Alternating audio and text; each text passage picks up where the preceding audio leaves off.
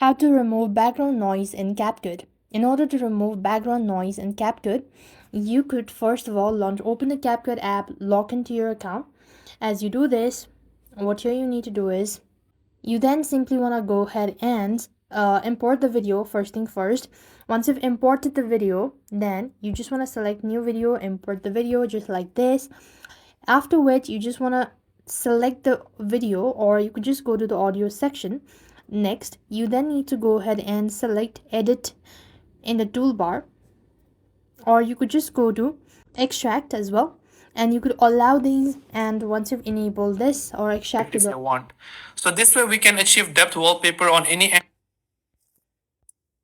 and like this you could go ahead and remove, or you could also isolate it as well. You could just select the feed, and this way you're supposed to remove background noise in Capcut.